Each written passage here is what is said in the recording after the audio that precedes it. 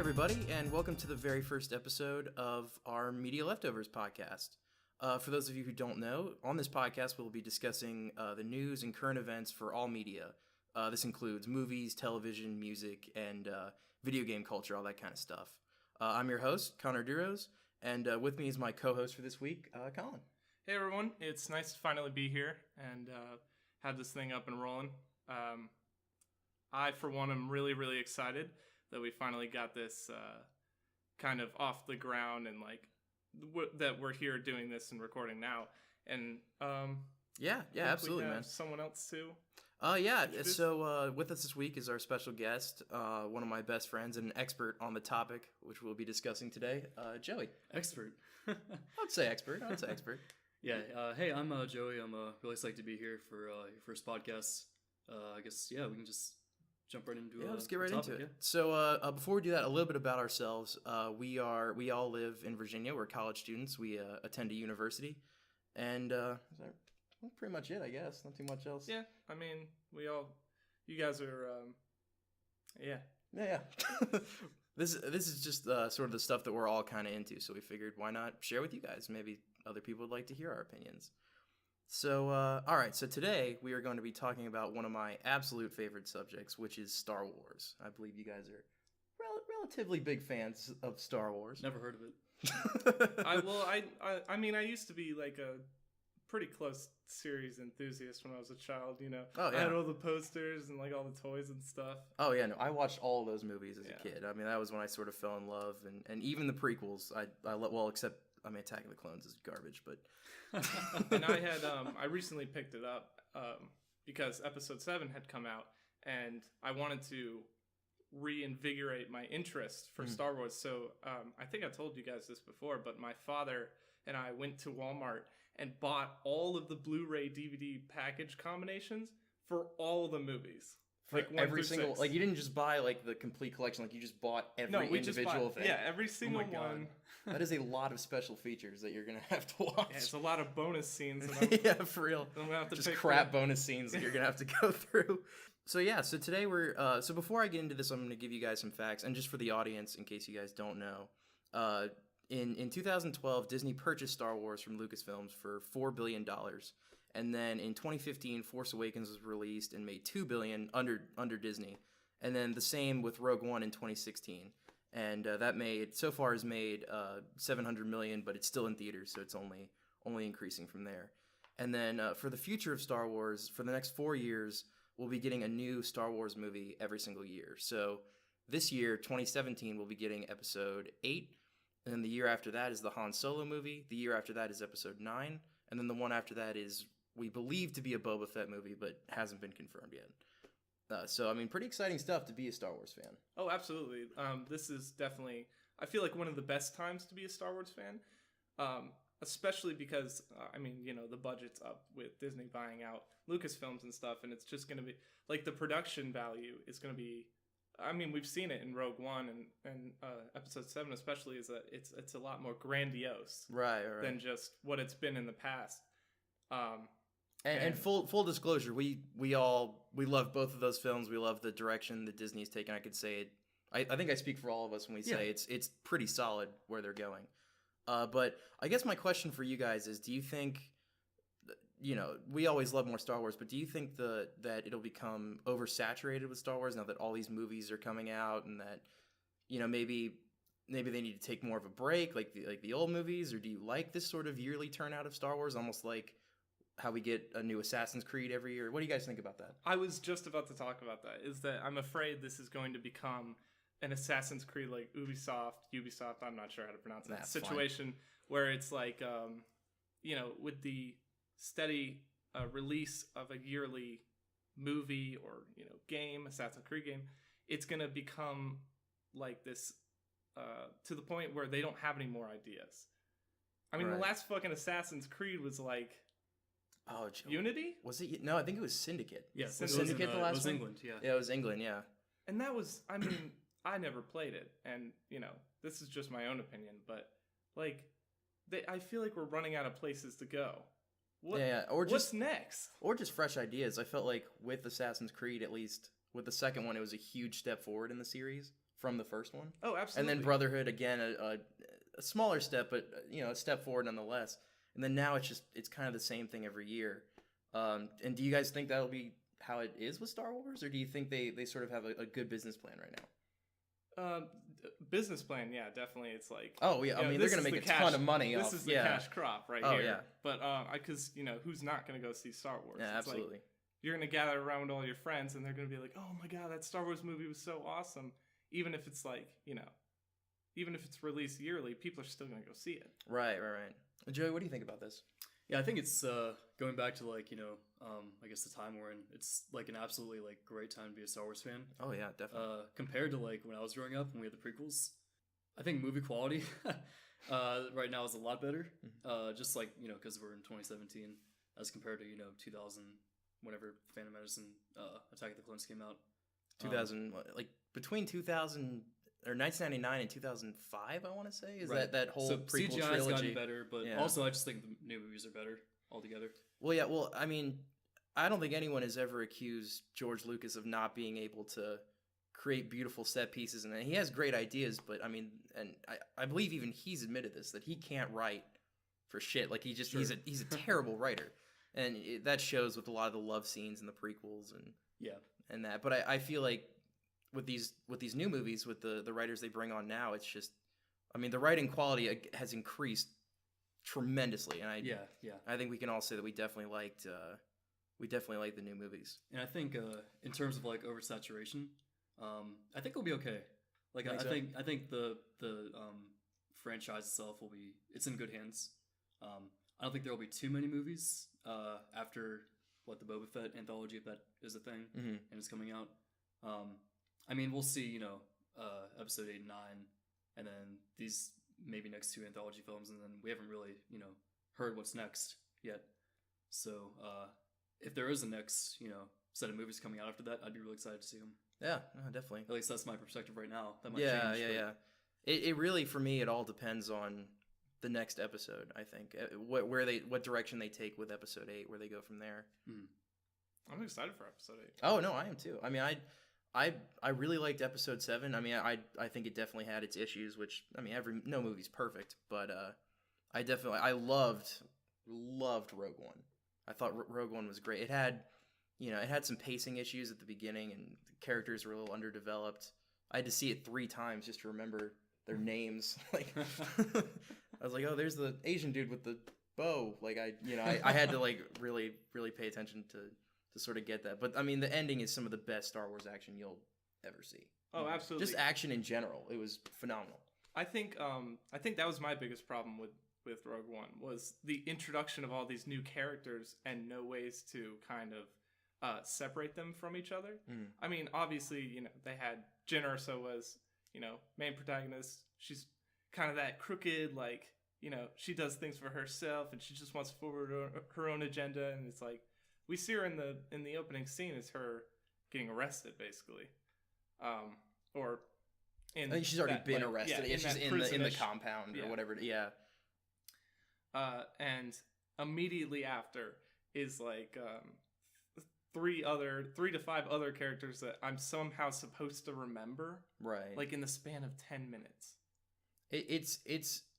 I think they did the best that they could, just based. I mean, they had a lot of content to cram in there. I hope everyone's seen it at this point. It's a Star Wars podcast, so spoiler alert. But for having all of the characters die at the end, I mean, it is hard to make you care about characters that are that expendable, right? Because you know the ending before you go into it. That Absolutely. It's a suicide mission. They're trying to get the Death Star plans, and they're not in the movie that immediately follows it, so you can kind of guess what happens to them.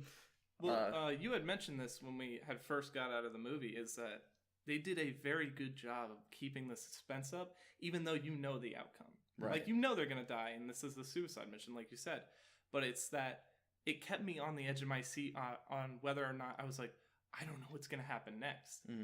And that mystery that they created around the actual, like, how we get there, the journey, as opposed to the destination, is what I think really gripped me while I was watching. Oh, no, absolutely. And again, if you haven't seen it, and first of all, you should, and second of all, some of the best Star Wars the best space battle by far is in Rogue One. Absolutely. I think of anything. I mean, like, you know, Return of the Jedi is a great one. New Hope, it looks a little dated now, just based on the technology at the time. I mean, some of the prequels even, like, they have great space battles, but nothing kept me on the edge of my seat more than this one, I thought. So I guess that's sort of how I feel about it. I don't feel like they're just trying to make money out of Star Wars, and, you know, they're not. I don't think they're beating a dead horse or anything.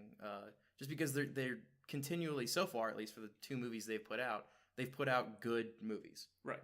Like quality films that I think only expand the Star Wars universe, whether it be past the original trilogy or making the original trilogy better, which is what I think Rogue One did. Instead of it being like, oh, well, there's a hole in the Death Star, that's weird. Now you have this whole backstory of why it's there. It's filling in the gaps. It's filling in the gaps, exactly. Yeah. So I thought that was a really cool way to do it. While we're here, going back to the space battle thing, are you guys for or against the addition of these? Like, they kind of feel like they're retconned, like the Hammerhead Corvette spaceship. Well, I'm actually fine with it because the Death Troopers in the film, the Stormtroopers with the black armor, right? Like, originally when I saw it for the first 10 minutes, I was like, all right, well, these guys look cool, but why aren't they in the original trilogy? You see them nowhere else. It's only in Rogue One. But I think they do a good job of explaining that because they are Director Krennic's personal Imperial squad that all die on Scarif when the Death Star blows it up. So those are the only Death Troopers they have, which means that's why they won't be in the original films. You're telling me there's not one Death Trooper that like didn't? He's still on the ship, like taking a shit or whatever, and they're like, "By the way, Scarif has been destroyed." And he's fuck. Yeah, he's trying to pulling up his pants. Pulling his pants, trying to run down. Well, let me ask you this, Colin. Do you remember any other point in the series where there was a scout trooper, like on Endor, or like a snow trooper, like on Hoth? I mean, that's true because those are like the planet-specific troopers. But there's no way to explain like where they went. They didn't all just congregate together and they were, all right, let's all stand under a bomb or like an orbital strike. It'll hopefully wipe us all out so we don't have to make these stupid fucking costumes for the next movie. Well, yeah. I guess that was my understanding of it, was that they were the best of the best, and that's why they were only with Director Krennic, because there's only like 5 or 6 of them, and they were always with him. So I assume that that's why, you know, they weren't in the original trilogy, because they were wiped out, along with what I assume was the plans for their suits, because when they destroyed Scarif, they didn't just destroy where the Death Star plans were, they destroyed every other plan that was in that database. Like that entire base. Yeah, the entire base in general. I'm pretty sure K2SO had mentioned it, that he was like, it's going to take a while. There's like thousands of files there. Right. And they go into, what was it, Darksaber was one of the titles of the, like one of the files or whatever. I can't remember. I think you mentioned that. It was like, maybe. Yeah. Because Black Saber or Dark Saber. You said it was something like Dark Saber's confirmed. Yeah, and I was like, oh, that's really cool. But I guess it's not anymore if they blew up the whole base. But, you know, sorry, this isn't a Rogue One review. It's a great movie. Sorry, we here at Media Leftovers really enjoyed it.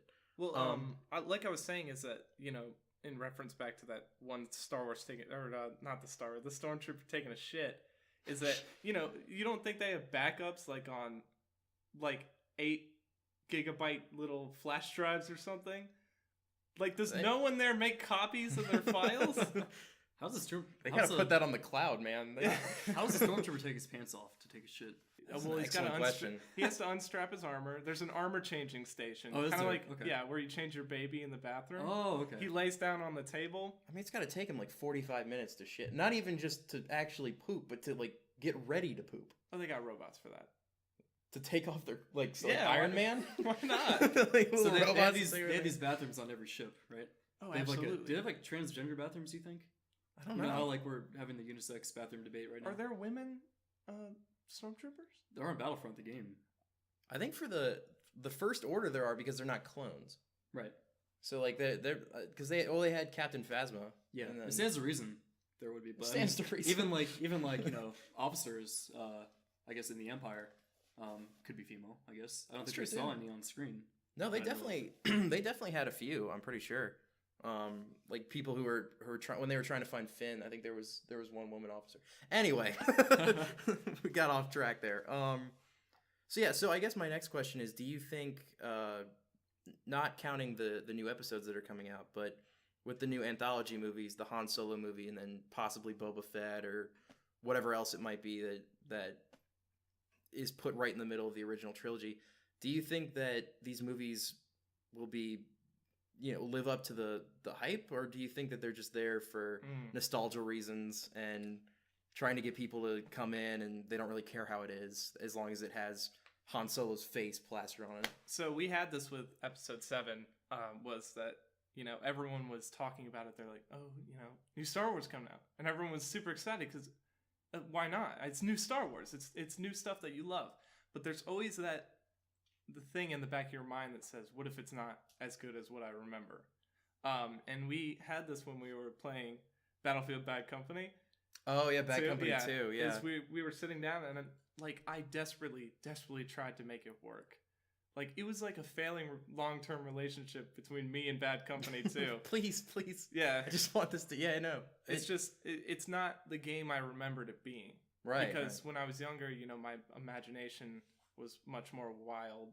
And, like, seeing those graphics in that day was mind-blowing. Well, Bad Company 2, I think at the time, was one of the best, the best online shooter, in my opinion, to come out. But since then, better games have come out that have done what it did, but better. Right. And I think that's that's one of the reasons why it might not be as good now. It's that whole, like, once you've seen it, you can't unsee it mentality, where it's like, once you've seen something better than what you're used to, you're never going to go back. Right. You're always going to want to seek higher and higher standards. And going back to because we were talking about Bad Company for fucking ever, going back to episode 7 is that, like, it's new Star Wars and we have all these advances in technology and stuff, but there's always that thing in the back of your mind that says, what if it's not good enough? What if it's not what I remember? And I'm glad that they kind of delivered a much better movie than I thought it was going to be. Well, because Rogue One is an anthology movie. Yeah, and it's not part of the original. Right. Story. So that's what gives me high hopes for these movies that are going to come out the next 4 years. The anthology movies, is that Rogue One was so good that it gives me hope that maybe these aren't just trying to cash in on people, like, wanting to feel how they did 40 years ago when they first went to the theater to see the original Star Wars. But what do you think? So I think, there's a little bit of fan appeasement. Just kind of, give the fans fan service, right? By saying, hey, you guys like Boba Fett? Here's Boba Fett, his own little movie. I think it's different with Rogue One, though, because that, like you guys said, it's not just kind of like filler. It's like, it provides that backstory, and adds plot to A New Hope, Right. It explains why there's, like, this flaw in the Death Star. So it's pretty critical and important to the entirety of Star Wars, as opposed to, I guess, I'd liken A Phantom Menace to, like, an anthology film almost, because it has very little to do with, like, the entire plot of Star Wars, since it's just a little kid running around in a desert, doing stuff sometimes. But I guess, I mean, we haven't seen the Han Solo anthology, but I doubt it would kind of play into the larger picture of Star Wars. It'll definitely give us, Han Solo's history and stuff, which I'd like to see. But in terms of, like, you want to introduce someone to Star Wars and show the entire, like, story, that might be one you leave out, almost like A Phantom Menace, in my opinion. Right. And I thought it was interesting, too, because with episode 7, I felt like it was the nods to previous Star Wars, I felt were way too in my face. Yeah. Like every 2 seconds it was like, look, there's the Millennium Falcon. Don't you love it? Where Rogue One, it was when they're turning on the Death Star for the first time and it goes and it makes that noise. That was way cooler, I thought, than, having Finn pick up the ball that shoots lasers that Luke trained on, or Rey going, this is the ship that made the Kessel Run in 14 parsecs. Like, I don't know, that. Yeah. I felt like Rogue One was more subtle, whereas Episode 7 kind of shit in my mouth, like right. held me down and did that. And I don't know. I think personally I could have done without the cameos from C-3PO and R2. In Rogue One or in... I guess both. In both? Force Awakens. I mean, they really haven't served like a purpose to the plot in either. I mean, they've just kind of been there. Yeah, I mean, R2 just woke up, and that was kind of his contribution. So yeah, it's the whole like, I mean, we've talked about this a lot, and we beat this joke into the ground. But it's the Pepsi machine in World War Z. Oh yeah, like having all these references and all these characters just kind of sitting in the scenery is basically that Pepsi machine. Right. For those of you who don't know, there's a movie with Brad Pitt called World War Z, and in it, towards the end, he's about to go into a room full of zombies, and he's going to see if they notice him because he's cloaked in basically he's invisible to them, and he's going to test that theory. And right before he does it, there's a Pepsi machine in the hallway. A perfect, mind you, this is the zombie apocalypse. So everything's torn to pieces. The building is a wreck. But there is one lone Pepsi machine that is brand new, and he cracks it open and drinks it, and it looks just like it's the worst product placement I've ever seen. And I've seen every single Transformers movie, and that was the worst product placement I've ever seen. Yeah, it was the most forced I'd ever felt in a movie, where they're like, hey, remember us? Buy our product. Yeah, because going back to Transformers, it's one of those things you expect. Like, at this point, I'm like, all right, well, there's going to be like 50 Bud Lights on a shelf, and just like, you know it's coming. There was no product placement in that movie, or blatant product placement in that movie, up until that point. And then that totally brought me out. It almost ruined the whole movie. I was like, wow, this is... Well, with Star Wars, it was like, you know, you're speaking about like having R2 and Episode 7. I mean... That's part of the main story, but in Rogue One, it was kind of like, it's almost as if they assumed that the audience had no idea why they were there. Right. They were like, oh, there's this new thing called Star Wars. And then they were like, hey, remember us? And it's like, no, I totally remember you because I'm a loyal fan to the, you know. Because I've watched the movies. Yeah. I'm not here for the first fucking time. Yeah. This is my first rodeo. Yeah. Like, I know what's going on. I understand that there are characters behind the scenes that, you know, do things independently. You don't have to shove it in my face. Right. Well, one other thing that worries me, and I don't know if you guys share the same sort of worry with it, but Episode 7, as much as I liked it, was, I'll say, excessively similar to A New Hope in terms of the plot and the pacing and the story in general. So my question for you guys is, do you think that the next two episodes will be beat for beat remakes of the original trilogy films, or do you think they're going to be able to sort of branch off and find their own way? Because I'm worried that there'll be a lack of originality. Right. I mean, we've argued this point a lot of times before. You know, before even starting the podcast and recording it, is that I like that parallel between the Episode 7 and A New Hope, because it's almost referencing it, but it's a little bit too similar, like you said. Although it's a whole new cast, whole new generation. It's kind of like, Joey, I know you know this, Fire Emblem Awakening has a whole second generation of characters, right, that you can then interact with, time travel shit. It's really convoluted. But basically, I like that they kind of had that nod back to New Hope. And I don't think it's overbearing to the point where it was like, you know, I can point it out and be like, okay, that's that part. I mean, obviously there are going to be references to it.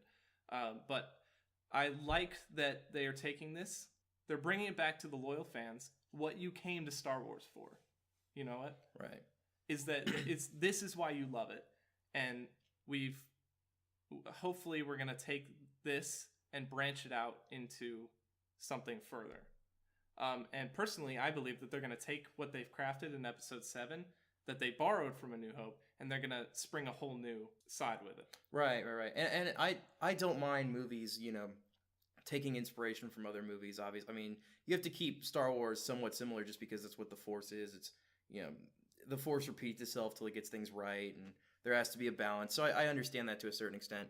But with that movie, I felt that it was just a little bit too blatantly ripped off in terms of there are plans that will help the Empire, and they were, you know, they were sent away and they went onto a sand planet. Right, and then there's a pilot brings it to a robot. A Force-sensitive user finds it inside of a robot, and then there's a Death Star that the person gets captured on. They have to go find that person, but not before that person's mentor is killed, and they have to blow up the giant Star Killer. But, I felt it was a little too similar. Right.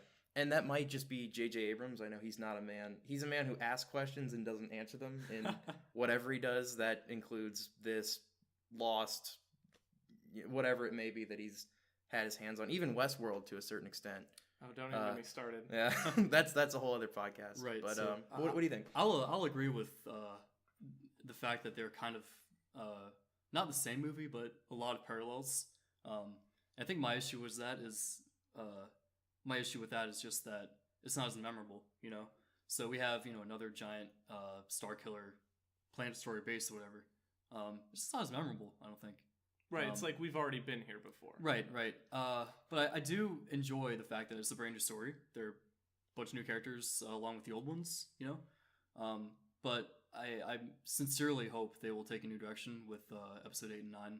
I was going to ask, do you think it'll be an issue moving forward, or you think I think it's Rian Johnson, the man who directed Looper and I can't think of what the other one is, but he did direct Looper, and he's going to be the director of episode 8 and then episode 9 as well, I believe. Right. So do you think he'll be able to sort of move it in that new direction that's maybe fresh and exciting and something we haven't seen in Star Wars, or will it just sort of be a retread of Empire and then Jedi? I'm hoping, and I think it will be just a new direction entirely. There was a fair amount of backlash, after episode 7, where like, hey, this is like rehash A New Hope. What the hell? Right. So hopefully that'll or that would have inspired the writers to do something different, since the movie's already done, I think. Yeah. I believe they're already done filming, because after Carrie Fisher passed away, rest in peace. They said that she had already filmed all her scenes, and I believe filming in general was done for it. Right. They just need to edit it. I did see something earlier the other day. They're not going to be using any CGI of Princess Leia or Carrie Fisher's image in episode 8. I think because of what you said, she had finished all of her scenes and whatever. Right. Well, that was also actually one of my big issues with it. Wasn't even the ethical standpoint. It was just it looked terrible in Rogue One with Grand Moff Tarkin. And how he looked like he was in Ratatouille, even though it was a live action movie. It totally took me out of the experience. I guess I'm just really blind and like I didn't really notice, but I thought that was either a different actor or like CGI or something. I couldn't tell. Right. It was funny to me because I watched this video. I think it was where was it? Maybe it was CNN, but it was behind the scenes of how they made Grand Moff Tarkin look the way he did, and they actually had a real actor who just put on a bunch of makeup and he looked just like him. I'm like, well, he did the voice too. Why didn't you just use him? Right. Why didn't? Because they had a different actor for Mon Mothma, and I was like, okay, cool, that's Mon Mothma. Yeah. Like I don't I don't need CG like her face all. There's a lot of people in the world. Yeah. There's a lot of people. People look the same. We're not all unique. There are a lot of people that are pretty similar. So I feel like they could have found somebody like that. But yeah. So to offer a counter question, are you two leaning more towards using like the special effects, the FX, the CGI, and all that? Are you more for that, or do you like that old trilogy where it's all practical? Well, one of the big things I liked about Force Awakens was that it was practical effects, and movies like Mad Max Fury Road have sort of spoiled me, where the practical effects were so good and so amazing that you go and watch other movies with CG and you're like, man, this doesn't look nearly as good. Like when you're watching Furiosa blow up a car and like every individual piece is blowing up because an actual car is being destroyed, it just makes it look so much better. And I felt the same way with Force Awakens when they were filming the scenes on Jakku and Abu Dhabi, and the ships were blowing up and it was real explosions, and it felt more organic than a lot of the prequels. Just how they a lot of it was just CG whatever, and obviously you need CG because you can't just have people's fingers in the shot holding spaceships going pew, pew, well, pew, but why not? That'd be a great movie. That's episode 8. It's just that. Cost $20 to make. It'd be a great movie. via the laser, and then you just see a green piece of paper with someone's fingers on it travel across the screen. Some dude in the background with that noise. Pew! I would love to see that. That'd be awesome. Do you have any more topics, or can we free time it? No, I think that's it for it. We're actually almost out of time, so I guess I'll end it there. So for those of you who stopped by and listened, we want to thank you for joining us for our very first episode. If you liked us, please feel free to subscribe. If you want to like the video, then go ahead and like it. If you don't, dislike the video. And we would love to hear some constructive criticism. We're obviously just starting this out. It's not going to be perfect. We're going to be messing with the formula over the next couple weeks. We'll probably have someone else next time. We're going to rotate guests and things like that. So Joey might not be here. But, let us know who you want to hear from. And hopefully we'll be sort of getting this into more of a rhythm, I guess. We'll have to, we're obviously very busy with our schedules, so we might not be able to do one every week, but hopefully we can get on a tight enough schedule to where that could be a reality. So yeah, I want to thank you, Joey, for being a guest on our podcast. Thank you very much for joining us. Thank you for having me. Yeah. And Colin, thank you for co-hosting with me. I always appreciate that. That's what I do. Yeah. We've only been one episode, but I always appreciate it. Always appreciate it. Anyway, is there anywhere else that maybe people that like us can find us on? Yeah, we have. So if you look in the description, I'll have links to all the social media sites. Anywhere else you guys might want to find us, stuff like that. Let's see. We have a Twitter. We have a Facebook. What's a Twitter? A Twitter, Joey, it's a new up and coming social media app. Oh, really? They're very slow right now, but they're picking up traction. Yeah. Okay, I'll have to make one of those. Oh yeah, no, definitely. It's on the rise, man. You want to be ahead of the curve. Gotcha. Get on the ground floor with Twitter. So yeah, we have all the links there, and if you guys want to hear more, just let us know. All right, well, thank you very much, and we'll see you guys next time. Bye. Bye.